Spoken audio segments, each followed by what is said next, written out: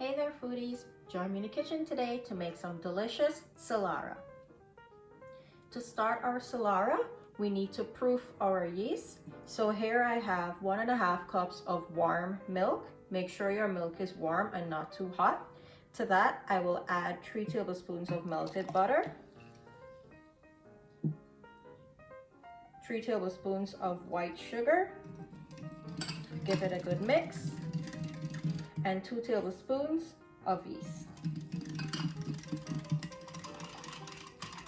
Mix this and set aside for 10 to 15 minutes or until the yeast starts to foam at the top.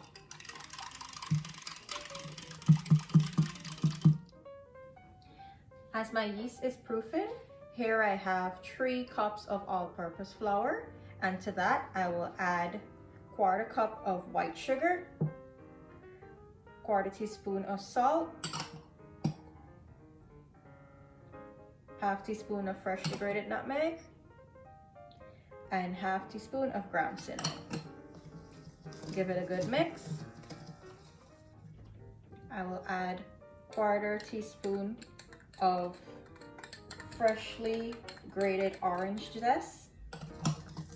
Mix it in, and I will set this aside until my yeast is finished proofing. To my proof yeast, I will add my vanilla extract. Mix it in. To your flour mixture, make a well in the center and add your proofed yeast mixture. Mix to form a soft, sticky dough.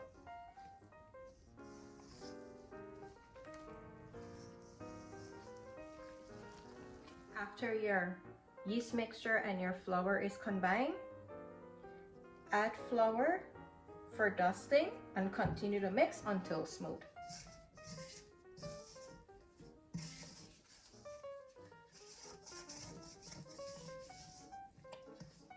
To a clean work surface, sprinkle some flour to avoid your dough from sticking. Turn your dough over on your surface.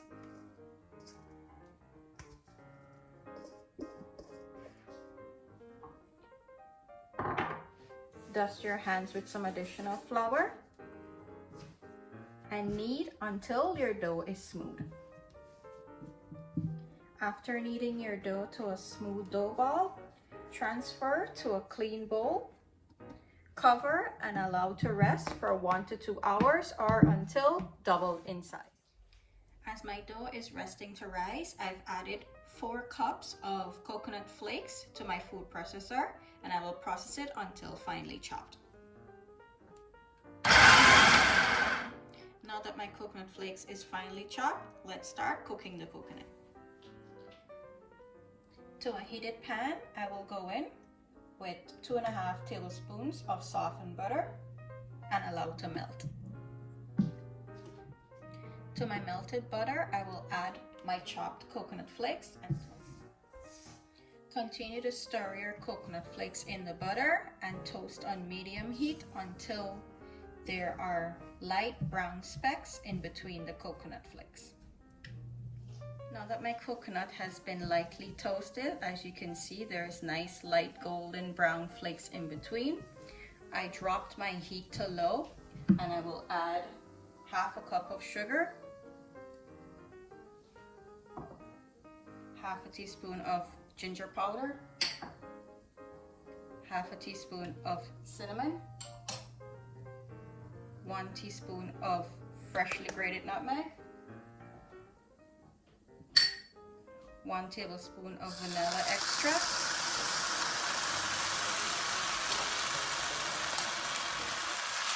give it a good mix.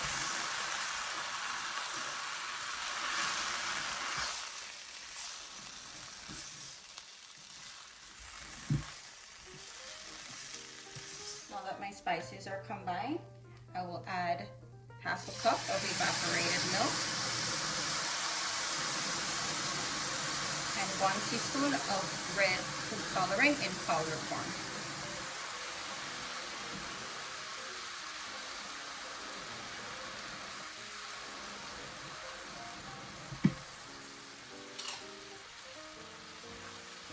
combine to completely mix in the color and the milk. Now that I have everything here combined, I will cook it for an additional 2 minutes on low heat, and then I will set it aside until my flour is finished rising. My dough has finished rising. It took about 1.5 hours. Yours may take longer depending on your temperature in your environment. So for my dough here, I have my silicone mat, and I have an additional one which I'll actually be using this to bake my Salara on. What I like to do is put this down and I'll roll it out over it, and then when it's time for me to make a log, it will be right here and I can just pick this up and easily transport it onto my pan. I will add some flour to avoid the dough from sticking.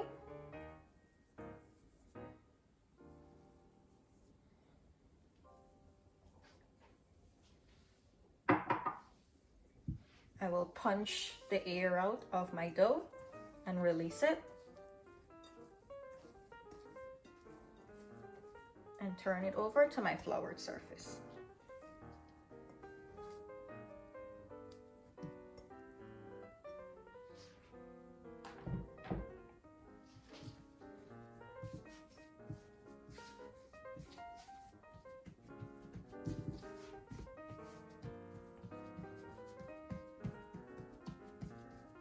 Press it out into a rectangular-like shape.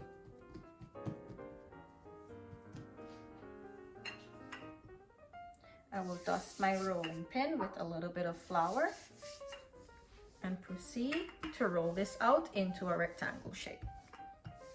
Now that my dough is rolled out nicely, it's about 1/4 inch thick and in a somewhat of a rectangle shape, I will start to add my cooled coconut filling and spread it out evenly.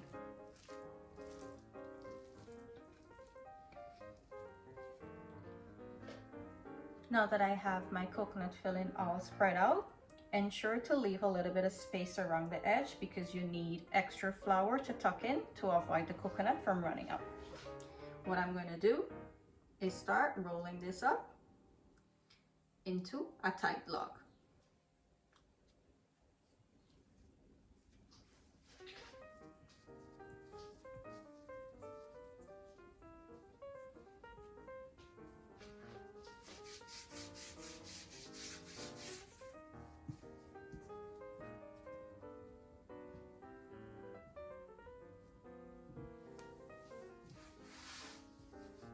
After rolling, take the additional excess flour, pull it over,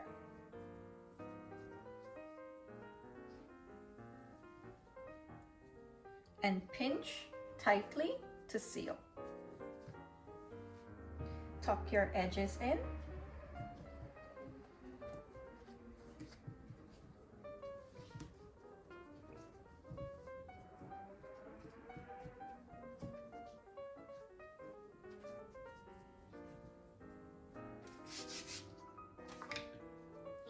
After sealing and tucking your edges in, just give it a light press to flatten it out somewhat.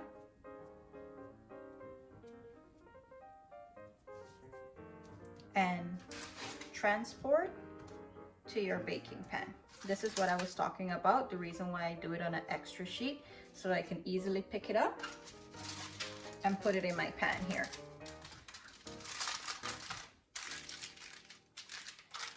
I also lined my pan with some extra foil because what can happen, the sugar inside here can seep out sometimes and it creates a big mess on your pan and it's really hard to clean sometimes. So I just take the additional step to line my pan with some foil. I'm going to cover this and allow it to rise for an additional hour so that it can at least double back in size. This is what my Salara log is looking like after rising for an additional hour. I will now place it into a preheated oven at 350 degrees to bake for 30 to 35 minutes or until golden brown. Here's my Salara after baking for 30 minutes. I will immediately go in with some softened butter on top and just brush it all the way around.